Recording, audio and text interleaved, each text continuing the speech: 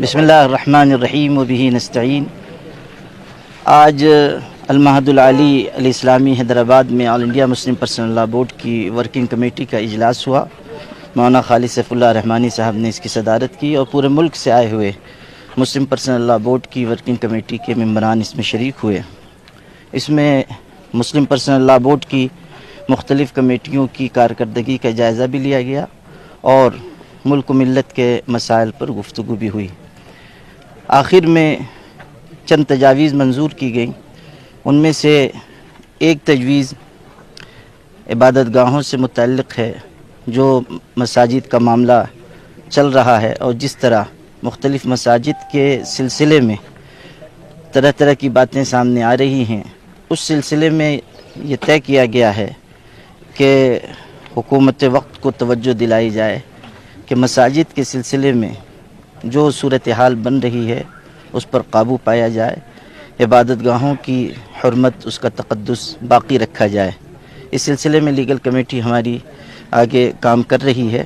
اسی طرح فلسطین کے سلسلے میں ایک تجویز منظور کی گئی، جو کچھ ظلم و ستم فلسطینی مسلمانوں پر کیا جا رہا ہے اور جس طرح ان کو نشانہ بنایا گیا ہے، مسلم پرسنل لاء بورڈ کے اس اجلاس کی جانب سے اس کی سخت مذمت کی گئی اور غاصب اسرائیل کی جو کوششیں ہیں اور جس طرح کے مظالم وہ ڈھا رہا ہے، اس سلسلے میں مسلم پرسنل لاء بورڈ کا یہ اجلاس حکومت کو بھی یہ توجہ دلاتا ہے کہ گاندھی جی سے لے کر اٹل بہاری واجپئی تک جو پالیسی رہی ہے مظلوم کے ساتھ دینے کی اور ظالم کی مذمت کی، اسی کو اختیار کیا جائے۔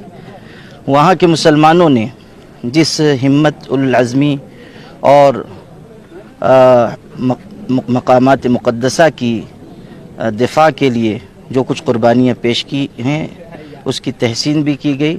اسی طرح انسانی برادری نے جس طرح مظلوموں کے حق میں آواز اٹھائی ہے، اس کی بھی ہم تحسین کرتے ہیں، عالمی انسانی برادری کا شکریہ ادا کرتے ہیں۔ All India Muslim personal law board کا ایک بہت اہم کام اصلاح معاشرہ یعنی سماج سدھار کا ہے۔ اس سلسلے میں بھی یہ تجویز منظور کی گئی ہے کہ اس کام کو اور تیز رفتاری کے ساتھ آگے بڑھایا جائے اور سماج سدھار کی مہم میں تیزی لائی جائے۔ اس کے لیے مولانا فضل الرحیم مجددی صاحب کو کنوینر بنایا گیا ہے اور مولانا یاسین علی عثمانی صاحب اور محمد عمران محفوظ رحمانی کو جوائنٹ کنوینر مقرر کیا گیا ہے۔ تفہیم شریعت کمیٹی اور خواتین ونگ، اسی طرح دارالقضاء کمیٹی، مختلف کمیٹیوں کے سلسلے میں گائیڈ لائن بنائی گئی ہے، جسے انشاءاللہ جلد از جلد نافذ کیا جائے گا۔ مسلم پرسنل لاء بورڈ نے ازدواجی زندگی کو بہتر بنانے کے لیے ایک نکاح نامہ مرتب کیا ہے، جو ماہرین قانون، علماء اور فقہا کے مشورے سے تیار کیا گیا ہے۔ آج کے اس اجلاس میں یہ تجویز منظور کی گئی ہے کہ اس نکاح نامے کو عام کیا جائے اور تمام نکاح پڑھانے والے حضرات، قضات، ان سے درخواست کی جائے کہ وہ مسلم پرسنل لاء بورڈ کے اس نکاح نامے کو عام کریں اور اسی کے ذریعے نکاح پڑھایا کریں۔ مسلم پرسنل لاء بورڈ اسے بڑی تعداد میں شائع کر کے لوگوں تک پہنچائے گا۔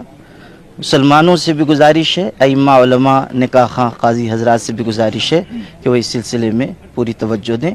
اس کے علاوہ مسلم پرسنل لاء بورڈ نے عبادت گاہوں کے مسائل پر بھی غور و فکر کیا ہے اور لیگل کمیٹی کو اس کے سلسلے میں ہدایات دی گئی۔